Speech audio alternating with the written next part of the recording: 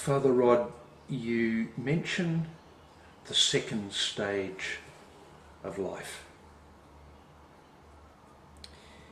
The concept of the two stages of life is a very Jungian concept, and he would maintain that in the first stage of life we need to build our egos, and he put it in the context of building a container.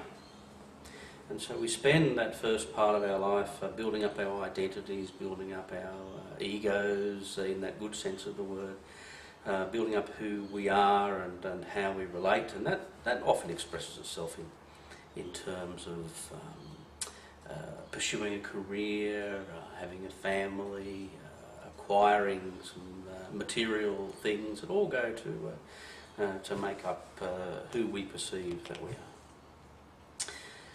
He talked about the second part of life as not so much about the container that we've then built up, but the contents of that container being more important.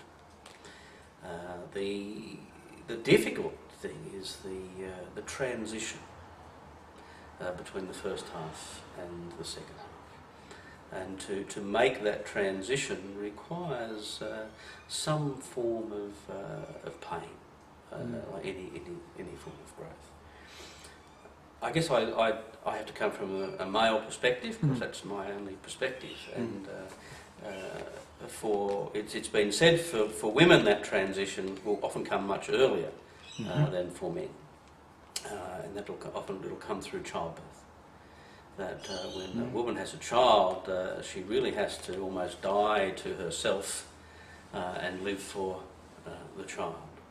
Well, men will do that in some way, but they don't need to let go of their container to do that. I mean, men, when they have a child, will they go out and probably work a bit harder and have a more sense of purpose in providing for the family. For men, this transitional period will often come in terms of the loss of the job.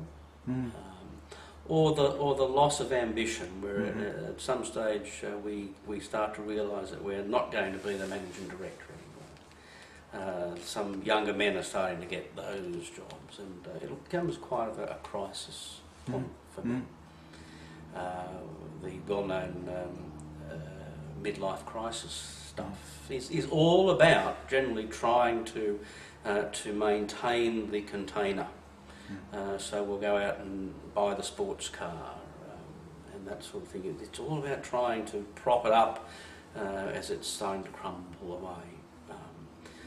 Now a healthy individual will hopefully be able to allow that dying process to happen and to focus on the interior life and let some of the external container stuff start to crumble away. Traditionally, we talk about this. One of the great metaphors, I guess, for this is the teacher of Nazareth will talk about dying to self.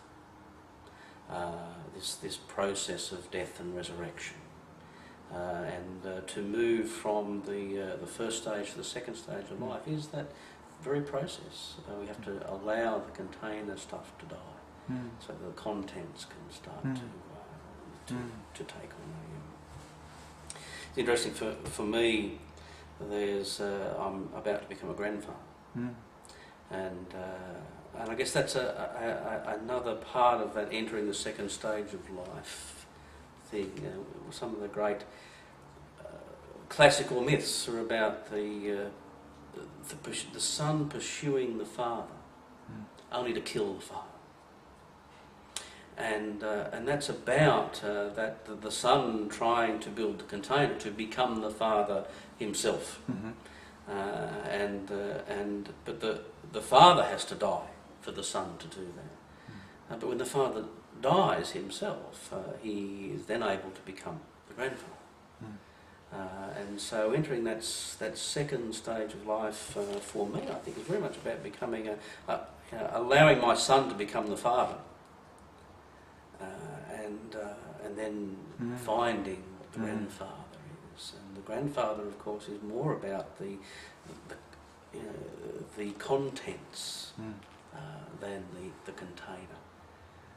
And so all these second stage of life things are incredibly important for a healthy maturing. And especially I think if we come to the end of our working life, and for those of us for whom our working life is very much part of our identity, if we haven't done that letting go of some of the container stuff and appreciating the contents, when we come to the end of our working life, it will be a point of incredible crisis. And so doing the work well as we approach our 50s, looking down the barrel of 50, and so I'm finding I can see that I need to do very well some of that work so that I can embrace the second half.